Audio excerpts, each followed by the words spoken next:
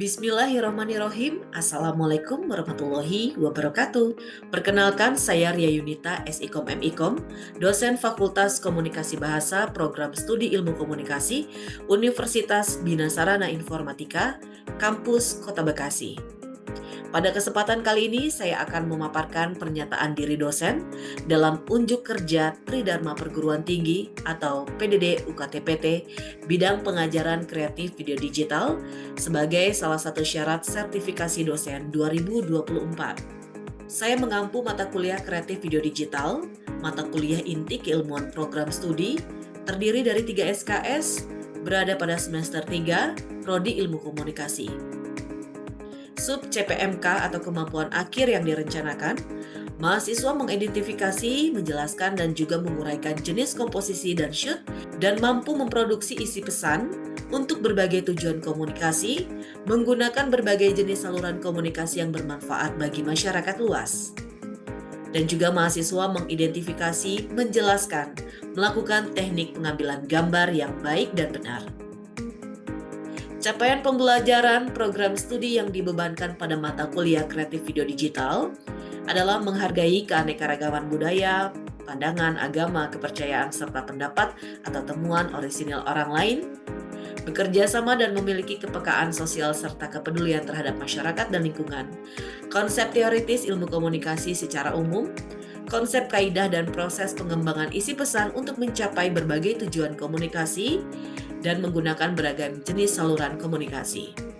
Mampu memproduksi isi pesan untuk berbagai tujuan komunikasi menggunakan jenis saluran komunikasi yang bermanfaat bagi masyarakat dan sesuai dengan norma hukum, norma sosial, dan etika yang berlaku.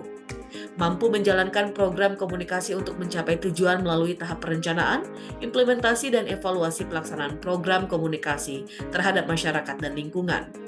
Mampu menerapkan pemikiran logis, kritis, sistematis, dan inovatif dalam konteks pengembangan atau implementasi ilmu pengetahuan dan teknologi yang memperhatikan dan menerapkan nilai humaniora yang sesuai dengan bidang keahlian. Untuk capaian pembelajaran CPMK pada mata kuliah kreatif video digital, CPMK yang pertama adalah mampu memahami menjelaskan apa yang dimaksud tentang konsep teoritis manajemen media sosial dan media komunikasi. CPMK yang kedua mampu memprediksi, membedakan, dan menerapkan konsep profesional media sosial. CPMK yang ketiga mampu memprediksi, mengklasifikasi, dan juga memahami konsep perkembangan media sosial dan media digital. CPMK yang keempat mampu memahami, melaksanakan, mengevaluasi pengukuran manajemen sosial media, meliputi kriteria yang menjadi penentu efektivitas penyampaian pesan dan informasi melalui perangkat media digital. Deskripsi singkat mata kuliah kreatif video digital adalah mata kuliah ini adalah mata kuliah keilmuan. Mahasiswa berkarya dan terampil dalam materi teori dan praktik kreatif video digital, serta elemen dasar termasuk di dalamnya adalah video jurnalistik dengan gadget. Bahan kajian atau bahan ajar pada mata kuliah kreatif video digital adalah yang pertama mobile journalism video jurnalistik dengan gadget, yang kedua jenis-jenis shoot dan komposisi, yang ketiga garis imajiner, yang ketiga scene dan sequence, yang keempat SOP dan pengambilan gambar. Metode pembelajaran yang digunakan adalah laman MyBest, konsep pembelajaran e-learning, WhatsApp, dan Zoom. Yang pertama, pada saat jam perkuliahan, saya melakukan absen dan juga saya menyapa mahasiswa melalui WhatsApp group, serta membagikan link Zoom untuk melakukan perkuliahan tatap maya. Setelah itu, mahasiswa bisa melakukan absen secara individu di MyBest. MyBest ini berfungsi selain untuk mengabsen secara individu mahasiswa dan dosen, juga berfungsi sebagai untuk pengumpulan tugas-tugas yang diberikan. Setelah mahasiswa melihat link Zoom di WhatsApp group, lalu mahasiswa join untuk melakukan perkuliahan secara tatap maya pada perkuliahan kreatif video digital. Kontrak perkuliahan kreatif video digital diantaranya untuk tugas UTS individu, mahasiswa menganalisis film pendek durasi 10-15 menit dari sisi detail shoot, pengambilan gambar, dan komposisi gambar. Tugasnya diketik rapi, ukuran font 12 spasi 1,5, huruf TNR, minimal 7 halaman dan dikirim ke MyBest. Yang kedua adalah tugas UAS. Adalah tugas kelompok di mana satu kelompok terdiri dari 5 mahasiswa. Membuat video klip dengan durasi karya 3-5 menit, alat perekam gambar boleh menggunakan handphone atau media lainnya, tugas dikirim melalui email dosen dan link Google Drive serta dikirim di MyBase. Untuk bobot penilaian pada mata kuliah kreatif video digital adalah bobot penilaian kehadiran 20%, tugas individu 40%, tugas kelompok 40%, dan juga yang kedua adalah penilaian asesmen untuk tugas portofolio. Bobot penilaian asesmen ini diperuntukkan bagi nilai tugas, kehadiran 20%, tugas individu 20%, tugas kelompok 40%, dan total 100%. Terima kasih, berikut tadi pemaparan yang saya sampaikan dan berikut ini adalah cuplikan pembelajaran tatap maya pada perkuliahan kreatif video digital. Baik, hari ini kita akan belajar mengenai jenis-jenis shot dan komposisi di pertemuan kedua di mata kuliah kreatif video digital. Wabarakatuh. Waalaikumsalam. Waalaikumsalam warahmatullahi wabarakatuh. Mengenai jenis-jenis shot dan komposisi hari di pertemuan kedua di mata kuliah kreatif video digital. Nah, rekan-rekan perlu kita ketahui bahwa pada dasarnya shoot terbagi menjadi 3. Shoot itu apa sih, Bu? Shoot itu tata cara pengambilan gambar. Nah, shoot itu terbagi menjadi 3, yaitu ada close shoot atau detail shoot. Close shoot dan detail shoot. Yang kedua ada middle shoot ya, dan yang ketiga ada wide shoot. Nah, dari ketiga ini terbagi lagi. Close up atau detail shoot terdiri dari extreme close up, very close up, big close up, dan close up. Ya, dari close shoot dan detail shoot terbagi menjadi 4. Ada extreme close up, very close up, big close up, dan close up. Untuk di middle shot terbagi ada close up, medium shoot, dan medium shot. Long shoot, medium long shoot. Dan di wide shoot tersendiri terbagi antara full shoot atau long shoot, very long shoot, dan extreme long shoot. Kayak gimana sih, Bu, gambarnya? Seperti ini. Close shoot ini efek yang kuat dari gambar, konsentrasi titik interest ya, dan timbulnya reaksi, tanggapan, dan emosi informasi yang proporsional. Informasi yang proporsional. Seperti ini. Extreme close shoot. Jadi pada nanti saat kalian membuat tugas individu, itu kan kalian membuat satu scene dan nanti dibagi-bagi. Cara ngebaginya gimana ya? Kalian yang menentukan dong. Mana itu yang jenis extreme close shoot, big close up, dan juga very close up atau close up. Nah, gambarnya seperti ini. Kalau di extreme close up itu kayak gini ya. Dia hanya matanya aja. Di very close up 2. Ada mata, 2 dan hidung. Di big close up itu seperti ini. Big, semua ada mata, mulut, hidung, telinga. Dan di close up-nya seperti ini. Dia terlihat lehernya. Kayak gitu ya. Bisa dimengerti ya sampai sini? Ternyata selama ini kalau kita foto-foto pakai handphone, untuk penyesuaian nama-nama shoot-shootnya itu sama kamera DSLR atau kamera-kamera sejenis lainnya.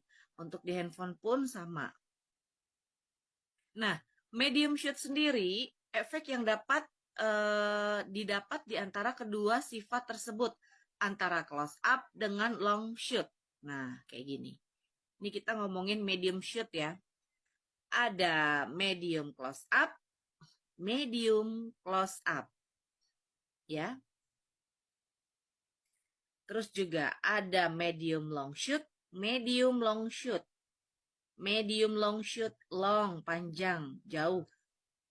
Kalau ini medium close up dan medium shoot.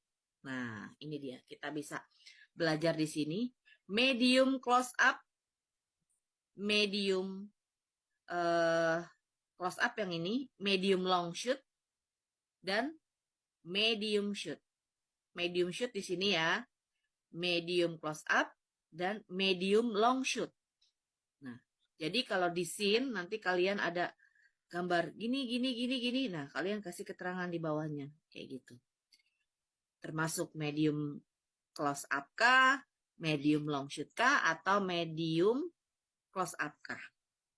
Kita lanjut di long shoot. Dapat memberikan informasi arah atau tujuan maksud dari pergerakan yang terjadi atau apa yang ingin kamu tangkap. Contohnya ini gambar long shoot.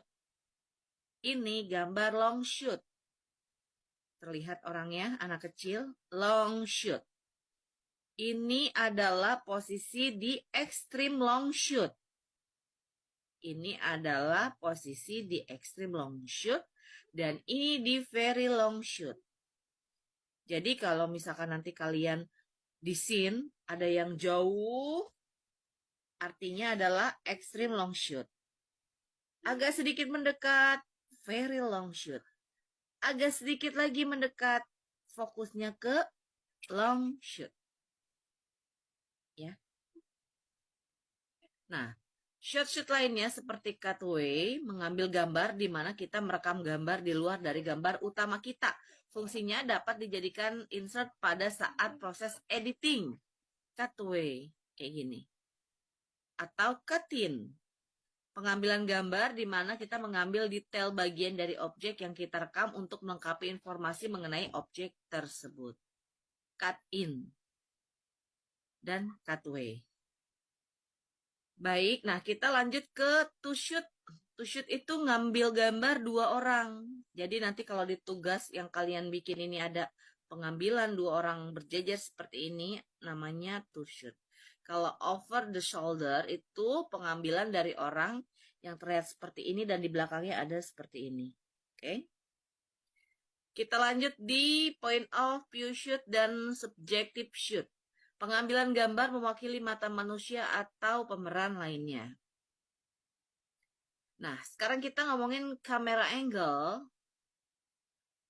Ada low angle, high angle, dan A level. Kayak gimana, Bu? Low angle, sudut mengambil dari arah bawah, menambah super prioritas subjek dalam gambar. Nah, di dari bawah. Kalau nanti di tugas yang kalian buat ada gambar seperti dilihat dari bawah, ini adalah low angle. Ya. Low angle, pengambilan gambar dari sudut bawah. Baik, kita lanjut. Ada A angle. A angle ini mengambil gambar secara normal atau untuk stand up-nya adalah A level rata-rata mata. A angle, ya. Kita lanjut lagi. Kalau high angle, sudut pengambilan dari atas mengurangi rasa superioritas subjek dalam gambar. Kebalikan dari yang pengambilan dari bawah tadi ya. High angle, pengambilan dari atas, dan low angle, pengambilan dari bawah. Low, bawah, high, atas. Baik, kita lanjut lagi. Ini kamera movement. Ada tilt up, tilt down. Tilt up ke atas, tilt down ke bawah. Pedestalnya ada pedestal up, down. Yang namanya up itu pasti ke atas, down itu pasti ke bawah. Track right ini ke atas, track left ini ke bawah. Ini panning. Ini swing. Swing bentuknya seperti ini, swing. Ya. Nah, panning left, right, ini pengambilan gambar dengan menggerakkan kamera dari kiri ke kanan atau kanan ke kiri secara horizontal. Dalam pengambilan gambar untuk berita TV, panning sebaiknya dihindari karena cukup memakan durasi yang mengurangi variasi shot. Dari kiri ke kanan, kanan ke kiri ya. Itu menambah durasi ya. Selain itu juga cukup repot dalam melakukan cut to cut. Cut to cut itu apa? Pemotongan gambar. Cut to cut pada saat editing. Panning dipakai ketika menunjukkan luas, panjang, mengatasi ruang yang sempit, menyatukan dua unsur objek yang berkaitan kanan dan kiri. Nah, kalau tilt down, tilt up, tilt down, pengambilan gambar dengan menggerakkan kamera dari atas ke bawah, sebaliknya dari bawah ke atas. Ya, dalam pengambilan gambar untuk berita TV, tilt sebaiknya dihindari karena cukup memakan durasi dan mengurangi variasi shoot. Selain itu juga cukup merepotkan dan melakukan cut to cut saat pengeditan. Nah, kalau tilt ini dipakai ketika menunjukkan tinggi, mengatasi ruang sempit, menyatukan dua unsur objek. Tilt up ke atas, tilt down ke bawah. Contoh gitu ya. Ini teknik dalam pengambilan gambar. Tekniknya kalau tadi hasil pengambilan gambar yang ada arti extreme close up, big close up, very close up, sampai very long shoot. Itu hasil dari pengambilan gambar. Oke, kalau zoom in, zoom out itu fasilitas pada lensa kamera yang berfungsi untuk mengatur jarak. Zoom in, dekat. Zoom out, jauh. Pada intinya, posisi lensa adalah mewakili mata pemirsa. Ketika mata menoleh ke kiri atau ke kanan, maka lensa melakukan pan kiri dan kanan. Demikian juga dengan tilt. Sementara mata yang tidak dapat melakukan pengaturan jarak untuk menjauh atau mendekat seperti apa yang dilakukan oleh lensa. Untuk itu, pemakaian zoom in, zoom out sebaiknya benar-benar dihindari dan bahkan tidak diperlukan. Zoom in, zoom out dipakai ketika liputan kerusuhan, momen penting yang tidak dapat diulang atau investigasi. Kerusuhan, misalkan, kerusuhan di pasar modern. Saat kita pengen tahu objeknya apa sih, apa yang ada di dalam kerusuhan itu, berarti kita menggunakan zoom in. Zoom in. Kalau kita pengen tahu kerusuhan ada berapa orang di saat itu, berarti kita pakai zoom out. Teknik pengambilan gambar. Seperti ini, zoom in, zoom out. Zoom in yang kiri, zoom out yang kanan. Gitu ya. Kalau kita lagi foto di taman, kita lagi di foto di kampus, pengen foto nih, pengen lihat orangnya jelas atau objeknya bukan orang aja ya. Bunganya yang difoto misalkan. Di zoom in dong, pengen tahu nih jenis bunganya apa, warnanya apa, daunnya seperti apa. Kalau zoom out itu lebih kepada bentuk globalnya si bunga itu gimana? Kuruskah, besarkah, tinggikah? Kayak gitu ya. Oke, kalau pulling fokus, salah satu jenis shoot di mana terjadi perpindahan fokus dari foreground dan background atau sebaliknya. Hal ini dilakukan untuk menambah motivasi gambar dan menambah efek dramatik. Contoh kayak gini, ini terlihat tidak jelas dan ini terlihat jelas. Memutar ring fokus secara manual ya. Nah, komposisi nih. Kita ngomongin komposisi, ada hand room dan looking room. Hand itu dikit, looking panjang. Kayak gini ya gambarnya. Baik, selanjutnya, keselarasan dalam pengambilan gambar sangat dipengaruhi oleh tester. Semua orang mungkin dapat menghasilkan gambar dengan gampangnya. Namun, hanya seorang kameramen nih yang mampu menghasilkan shoot-shoot menarik dan diminati oleh banyak orang.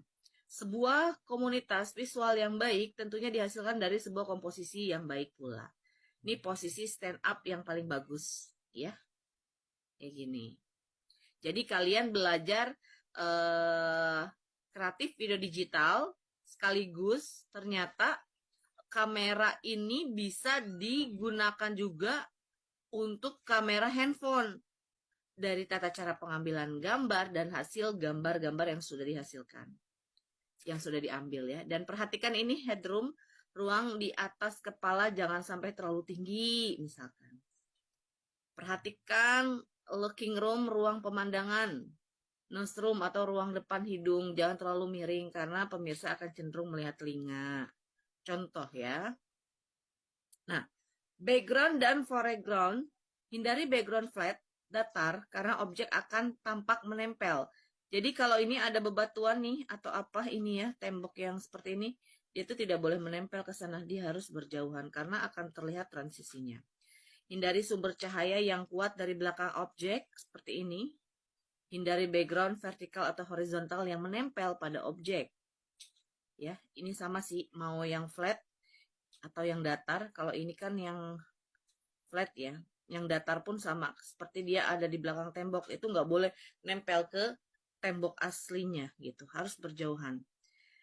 Baik, penempatan background yang tepat seperti ini ya, rekan-rekan. Dia tidak berada di belakang atau nempel di tembok, dia berada di belakang percis pohonan. Dan ini juga ada anggota yang sedang berkumpul dan di sini ada reporternya. Nah, penempatan foreground yang tepat kayak gini. Ya, ini contoh. Foreground juga dapat dipakai untuk pengambilan gambar over the shoulder atau OTS. Kayak gini. Baik, kita lanjut. Dalam melakukan wawancara, usahakan reporter sedekat mungkin dengan lensa kamera. Secara tidak langsung, mata narasumber akan mengarah ke reporter dan bukan ke lensa kamera. Dalam melakukan wawancara, tepatkan mata narasumber di sepertiga bidang layar dari atas. Dan ini adalah shot size untuk ukuran yang disarankan dalam setiap melakukan wawancara. Kayak gini. Segini nih kita ada di sini, ya. Nah, garis mata ke arah mata narasumber agar terlihat.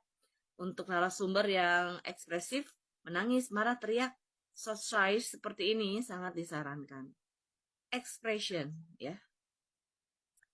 Nah, kita ngomongin backlight. Kita pasti udah tahu ya, backlight. Kadang kita kalau ngambil foto pakai handphone tuh sering backlight karena bisa jadi kamera handphonenya nggak bisa nggak bisa terang pada saat siang hari atau lupa diterangin. Karena kan kalau kita siang nih keluar matahari terang, itu kan cahaya di handphone kita tuh harus dibesarkan juga ya. Kalau enggak kita baca WhatsApp, baca informasi di handphone pada saat di bawah matahari yang terik pun dia nggak balance gitu dan akan backlight. Nah, pengambilan gambar dengan penempatan cahaya yang terlalu kuat dari belakang sehingga objek nampak gelap. Contoh kayak gini. Backlight matahari, ini backlightnya jadi kayak ngeblur gitu. Pada handycam tertentu telah ada dilengkapi fasilitas backlight yang berfungsi untuk mengatur iris efek yang ditimbulkan dari objek yang nampak terang walaupun cahayanya terlalu kuat dari belakang dan hanya saja cahaya dari belakang akan semakin kuat lagi. Nah, pusat perhatian berada pada sudut paling atas dari garis segitiga imajiner. Ini disebut dengan teori triangulasi. Sementara elemen lagi ditempatkan pada dasar segitiga. Nah, contohnya kayak gini. Pusat perhatian yang ditempatkan pada atau jatuh pada garis kontak yang paling tengah dan membagi layar ke dalam 3 bagian ini disebut golden mean. Nih, golden mean. Oke, sampai di sini materinya yang cukup lumayan panjang. Apakah ada yang ingin disampaikan? Apakah ada yang ingin ditanyakan? Silahkan. Sini mau ngomongin lagi pengertian shoot, scene, dan sequence. Shoot itu adalah pengambilan gambar saat kamera video kita di-on-kan sampai dimatikan. Pengambilan gambar saat kamera dihidupkan atau sampai dimatikan. Jadi shoot adalah pengambilan gambar saat kamera hidup dan sampai kamera mati, intinya gitu ya. Kalau scene ini menggabungkan shoot demi shoot hingga menjadi sebuah adegan. Jadi shoot itu handphonenya kita nyalahin, kita ambil gambar, cepret. Itu dalam bentuk foto ya atau dalam bentuk video. Potongan-potongannya, scene itu kita gabungin dari shoot-shoot tadi. Ya, setelah video kamera handphone dihidupkan, kita ambil gambar alias shoot. Shootnya itu dikumpulin, kita matikan kamera. Nah, kita gabungkan shoot demi shoot hingga menjadi sebuah adegan, itu namanya scene. Kalau sequence itu kita nyusun adegan-adegan hingga terbentuk suatu babak. Jadi ini dipotong-potong dulu scene-nya, baru disusun gitu. Saya mau tanya nih sama siapa ya? Azmi Fauzan. Ada, Bu. Nih, udah paham masalah shoot, scene, sama sequence? Alhamdulillah, paham, Bu. Apa coba? Nih, baca ulang deh. Kalau kalau memangnya shoot itu kan pengambilan dari berbagai angle. Terus apalagi scene ya? Iya, scene. Kalau scene itu untuk apa sih namanya tuh? Wait. Oke, bahasa saya sendiri. Oh iya, oke. Coba sok. Kan kalau di ini kan penggabungan shoot demi shoot kan menjadi satu adegan. Kalau scene itu saya maunya jadi kayak perpindahan kalau perpindahan angle kamera mah itu shoot ya, Bu ya? Iya, itu shoot. Scene itu dipotongin gambarnya tuh, Azmi ya. Nah, pokoknya scene kayak sama deh, Bu, di situ, Bu, pengambilan shoot demi shoot juga menjadi adegan. Itu scene.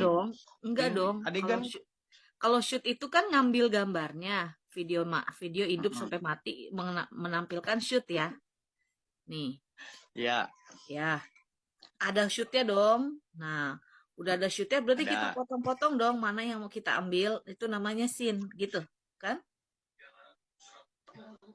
Bukan sih, penggabungan ya? Iya. Penggabungan. Terus sequence-nya? Oh, sequence? Aduh, saya kurang dengar tadi yang sequence, saya masih belum paham. Ini. Saya tahunya cuma menyusun adegan-adegan. Ya. Enggak, saya mau pakai bahasa saya sendirinya, saya masih belum bingung. Minggu depan jangan bingung lagi ya, soalnya tugasnya udah mau dikumpulkan loh. Oke. Maaf ya, Bu. Enggak apa-apa. Bunga ada nggak? Iya, Ibu. Kenapa kameranya off? Nah.